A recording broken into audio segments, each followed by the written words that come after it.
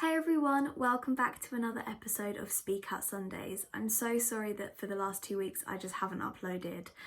I haven't really been in the right mindset to be able to upload one of these videos, but I thought that today I would just bite the bullet and just try and do my best, because I know how much these videos mean to you guys and how much I am hopefully helping you. Today we're going to be talking all things recovery, which is a very big topic and one that is actually quite daunting for me. So without further ado, let's just get on into the video. I'm sorry if you can hear loads of background noise. My dad is currently mowing the grass. My neighbours are living their best life in their pool. Everybody is just outside because obviously it's a really nice day today. So I'm sorry about that, but hopefully you'll still be able to hear me and it won't make that much of a difference. So yeah, the first question that I got was, have I ever classed myself as recovered? The answer to that is a straight up no. I would say that I have been in recovery, which is much different to saying I am recovered. Recovered is a massive word and one that I feel like if you have a mental illness, I'm not sure if you will ever reach that. You can always be in recovery, and right now I am in recovery. And I have been in the past, like when I was about 16 I was in recovery, and now I'm in recovery again. Now when I say that I don't think you'll ever be recovered, I don't mean to make that sound really scary and a bit of a letdown, because I think it's a massive word and it's really hard to be fully recovered and to not have any sort of relapse or anything like that when you're actually mentally unwell.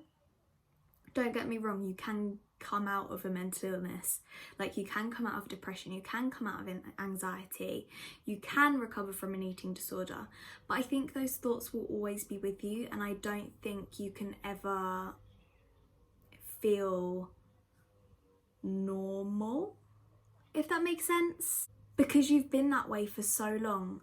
It's so hard for yourself to actually adapt back to normality. So I would say that you can definitely be 90% recovered, but I don't think anybody could fully be recovered. So the answer to that question, I've just gone around the houses, it's basically no. I have never classed myself as recovered. I don't think I ever will class myself as recovered, not fully anyway. Someone has asked, what is the hardest part of recovery? I think letting go, that feeling comfortable feeling.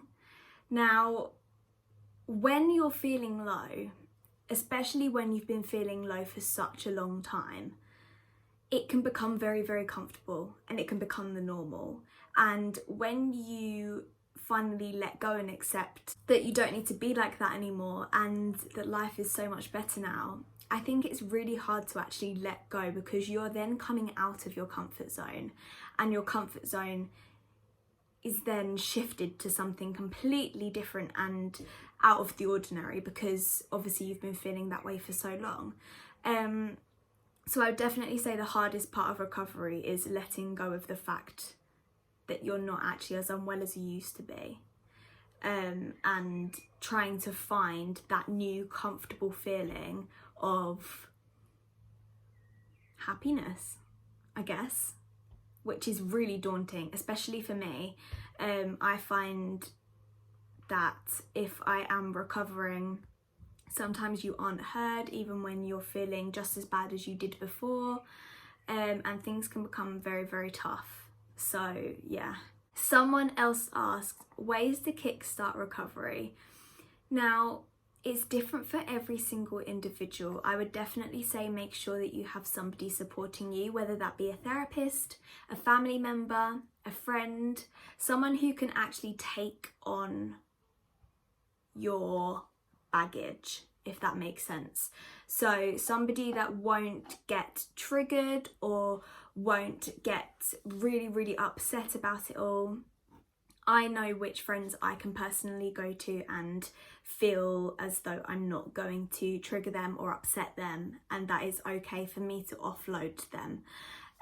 So I would definitely say find someone that you feel as though you can offload to. If you can't, then there are helplines like Childline, the Samaritans, NSPCC, There's loads of different ones. There's one called Shout as well, I think. If you Google those, they will all come up and you can have a look at their support services. I think sometimes you get to the lowest point where you just think, I need to now start recovering because this is just getting silly. This is getting ridiculous. I should not be wasting my days like this.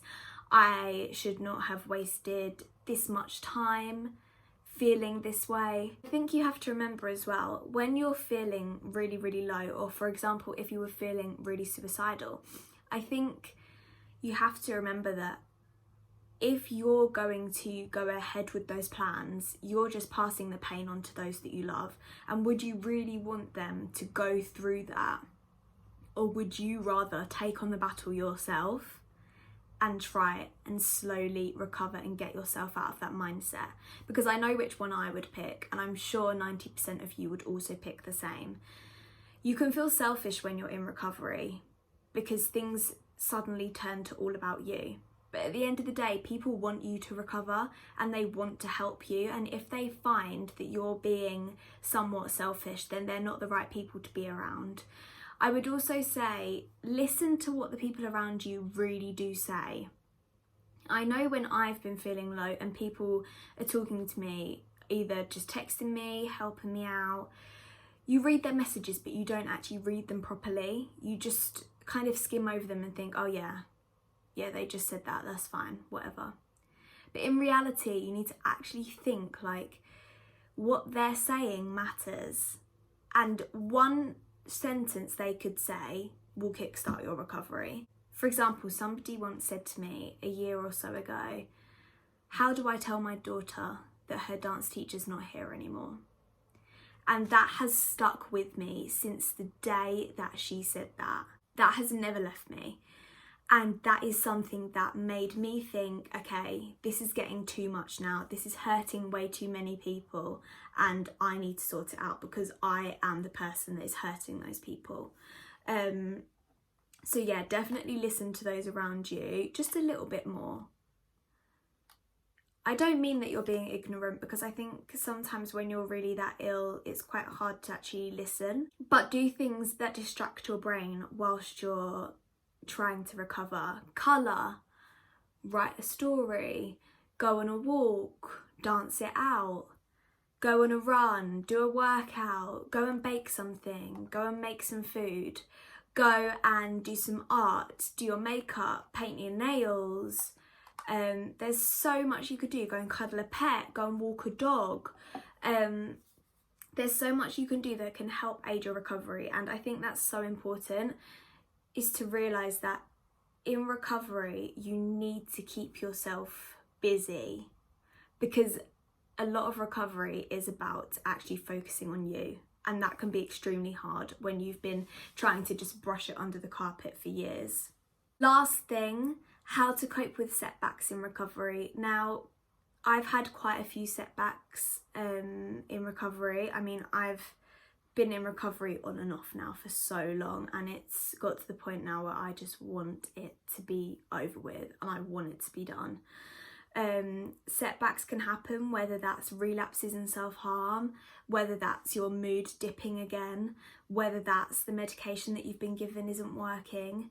There can be lots of things that can either set you back or just feel like you're not moving anywhere. But at the end of the day, if you're feeling as though you're falling backwards, pause just for a minute and write down exactly how you're feeling. Try and work it out and see if there's anything you can do about it. What I always think is, people always say, fall down 7 times, stand up 8. And I think that's a very important saying. I think it's really hard to get your head around the fact that there are always going to be setbacks in recovery. You know, it's not a straight road. People always say recovery isn't linear, which is so true. It's up and down all the time. But as long as after the setback you do take one more step forward, that is all that matters. It doesn't have to be a big step, just a little baby step. Just challenge yourself. And you will feel so much better once you have done that.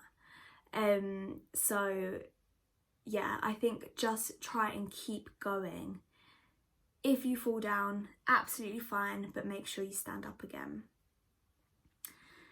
That is everything for this video. I hope you enjoyed it. Next week is going to be a message to my younger self video, which will conclude this whole series.